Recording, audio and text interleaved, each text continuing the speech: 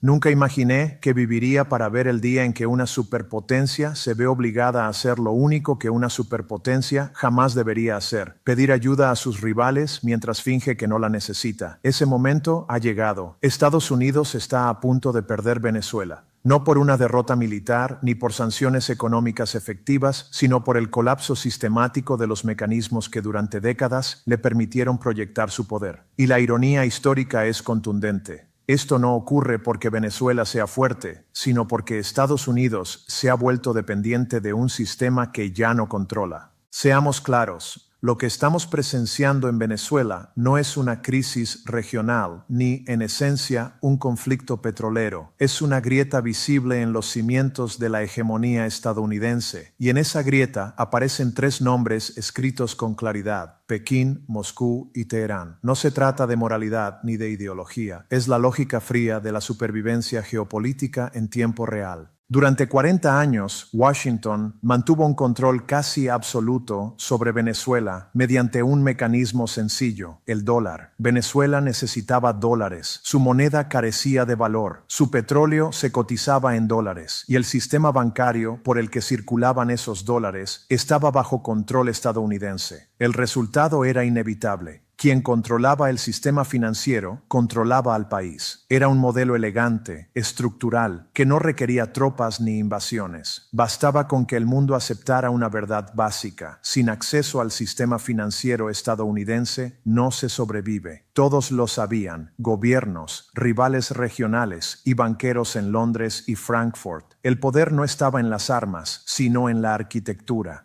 Eso cambió. En 2023, Estados Unidos impuso a Venezuela el paquete de sanciones más severo desde la era Trump. El objetivo era explícito: asfixiar al régimen cortándolo del dólar, destruir su capacidad de vender petróleo y forzar un colapso político. Era una estrategia que en teoría ya había funcionado en otros casos, pero Venezuela no colapsó. Lo que ocurrió fue algo mucho más revelador. Caracas giró hacia el este, no como un último recurso desesperado, sino como una decisión estratégica consciente, respaldada por potencias que llevaban una década preparándose para este escenario. Para finales de 2024, Venezuela vendía el 70% de su crudo a China, no con descuentos forzados ni bajo presión, sino mediante acuerdos a largo plazo. Ese petróleo ya no se cotizaba en dólares, sino en yuanes, y se liquidaba a través de bancos chinos, fuera del alcance del sistema financiero estadounidense. Washington pretendía aislar a Venezuela. En la práctica terminó aislándose a sí mismo del petróleo venezolano. Esto no es un contratiempo menor, es una inversión completa del funcionamiento del poder estadounidense. Y lo más preocupante es que muchos responsables políticos en Washington apenas están empezando a comprenderlo. La razón es estructural. Estados Unidos no enfrenta un problema de fuerza en Venezuela, sino una debilidad en los cimientos de su poder global. Ese poder se apoyaba en tres pilares, y los tres están bajo presión. El primero es el sistema del petrodólar. Durante medio siglo, el petróleo se negoció casi exclusivamente en dólares. Eso obligaba a los países a mantener reservas en esa moneda, lo que a su vez fortalecía la relación con Estados Unidos. Era un circuito cerrado. La demanda de dólares generaba demanda de deuda estadounidense. Esa deuda financiaba el gasto militar, y ese poder militar protegía el propio sistema.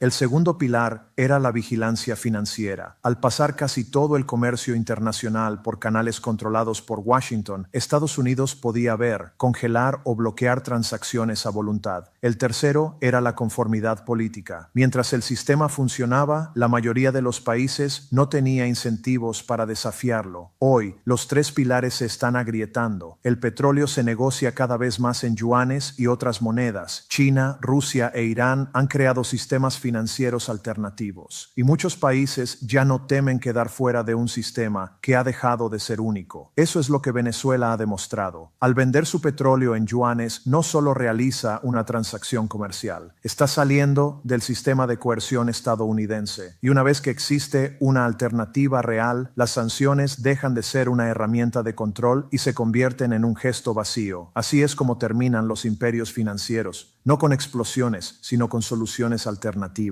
Y ese proceso, hoy, es imposible de ignorar. Para entender cómo Estados Unidos llegó a este punto, hay que seguir la lógica que ha guiado su política exterior desde el final de la Guerra Fría. Tras la caída de la Unión Soviética, Washington tomó una decisión estratégica: apostar por la unipolaridad. Decidió mantener una superioridad militar en todos los frentes, expandir la OTAN, rodear a Rusia y tratar a China como una potencia emergente que debía ser contenida. No fueron errores, fueron elecciones racionales de una superpotencia decidida a preservar su dominio. Pero el dominio tiene un coste, y ese coste es enorme. Estados Unidos financió su hegemonía imprimiendo dólares, bases militares en todo el mundo, cientos de miles de soldados desplegados, guerras en Irak, Afganistán y Siria, suministro de armas a Taiwán, Japón, Corea del Sur y Filipinas. La factura se volvió astronómica. Ese sistema solo funcionaba por una razón: el dólar era la moneda de reserva mundial. Los bancos centrales acumulaban bonos del Tesoro estadounidense. Los productores de petróleo aceptaban dólares. Así, Estados Unidos financiaba su estrategia global, endeudándose con el resto del mundo. Era una paradoja, pero una que funcionaba mientras nadie cuestionara el sistema. Hoy ese equilibrio se está rompiendo. Cada vez más países entienden que prestar dinero a una potencia que simultáneamente intenta contenerlos no es un negocio sostenible. Empiezan a prestar menos, a exigir más intereses o a buscar alternativas. Los rendimientos de la deuda estadounidense suben. El déficit se vuelve más difícil de financiar. Y entonces surge una disyuntiva ineludible: o se mantiene el gasto militar global o se protege la estabilidad financiera. Las dos cosas ya no pueden sostenerse a la vez. Esta es la restricción estructural que ahora condiciona la política estadounidense. Por eso Ucrania empieza a ser prescindible, no por falta de voluntad, sino por simple aritmética. El poder relativo de Estados Unidos también está cambiando. Durante 3 décadas fue abrumador. Hoy China se acerca a su tamaño económico. Rusia ha demostrado una resiliencia militar inesperada y el llamado sur global ya no se alinea automáticamente con Washington, porque la hegemonía estadounidense ya no garantiza seguridad, garantiza dependencia. Por eso los países medianos se cubren, compran oro, comercian en monedas locales, estrechan lazos con China y Rusia, ingresan en los BRICS y construyen sistemas de pago alternativos. No es ideología, es cálculo estratégico. Cuando Estados Unidos congela activos rusos, expulsa a Irán del sistema SWIFT o amenaza a cualquiera que comercie con sus adversarios, envía un mensaje claro: el dólar puede convertirse en un arma, y cuando una moneda se convierte en un arma, deja de ser un refugio seguro. Los bancos centrales lo han entendido. Están reduciendo sus reservas en dólares, aumentando su exposición al oro y estableciendo acuerdos bilaterales fuera del sistema estadounidense. Cuanto más Washington recurre a las sanciones,